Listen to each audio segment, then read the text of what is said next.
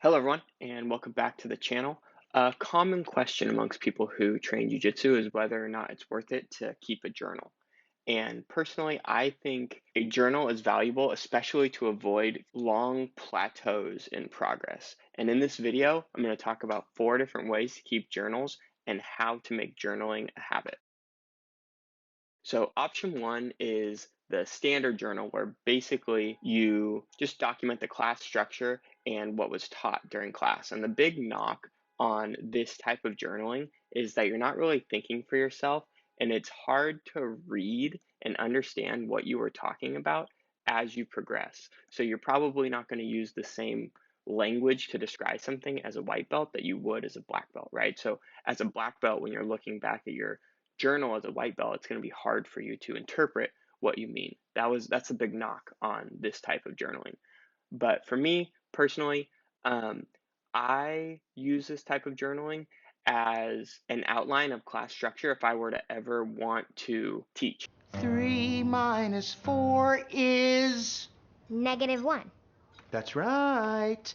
And I think it's a good way to see how classes are organized and how techniques build on one another and how you would structure, a 2-week long series of classes to build on one another. So that's why I keep this type of journal, and that's what I think the major value is in keeping this type of journal. So now option 2, I haven't really seen anyone do this, but basically it's like writing a thesis paper for every position in Jiu-Jitsu. So every time you watch an instructional, every time you do a technique in class, you kind of fill in the gaps of your knowledge of that position, right? So this is my guard retention one, but you'll have one for, mount attacks or side control attacks or side control escapes, or, every position you could have a full on thesis that basically is everything you know about that position. Now, again, the big knock on this one is that it's very word based and it can kind of drag out, right? Like, again, it's like a thesis paper, so it can kind of come across as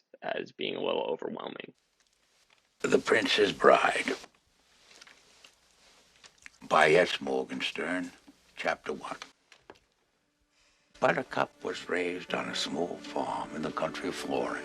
Now, I enjoy this option because, again, I think it would be a nice document to reference if I ever wanted to teach in the future. Like, for example, if you wanted to structure a 2-week series of classes based on guard retention, you can reference this document to remind you of the principles and techniques that you think are important to emphasize during that week.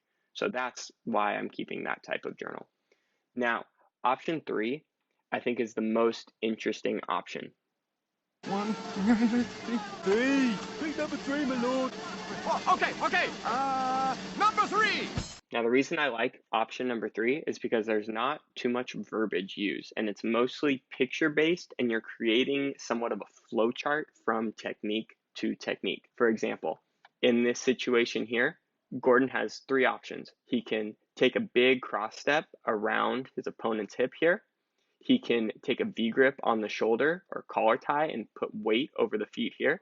Or 3, he can V-grip the shoulder and grab the ankle.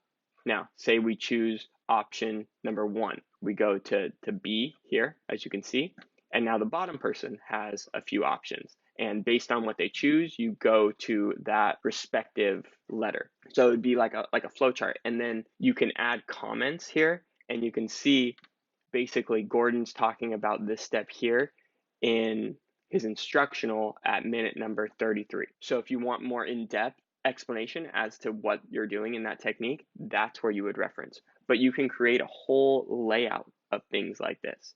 So if you're really not a reader, you're more visual, this is a really interesting option. You don't even want to read them first?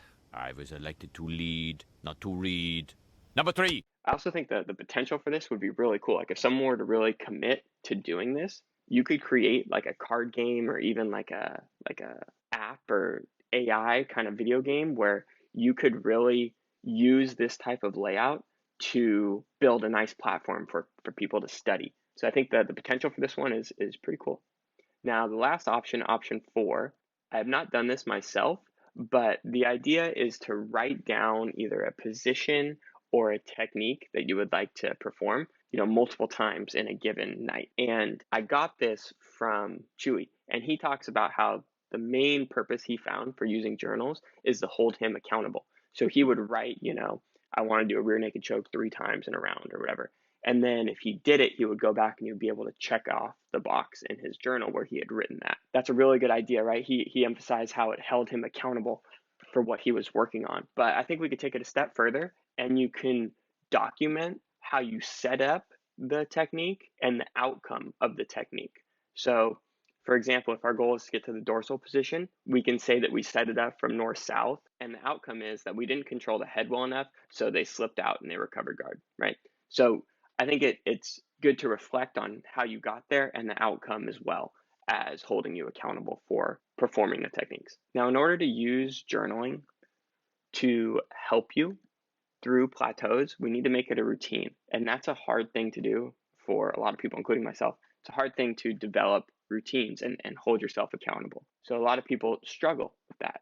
And for me, I think the biggest thing to making something a habit, especially when it's something that's not the most enjoyable to do, is designating a specific time to perform that activity. So for me, about a half hour before work, I try to block out some time where I reflect and document what happened in jiu-jitsu the night before. That's when I do option number 1, and I write out the class structure and just kind of review in my mind what we did the night before. And that kind of helps it stick better in my mind, but also helps me document the class, right? And I do that like a half hour before work starts in the morning, just have a nice cup of coffee and get the mind going a little bit by doing that. So that's, I think, the most important thing is just having a dedicated time slot where you do the activity.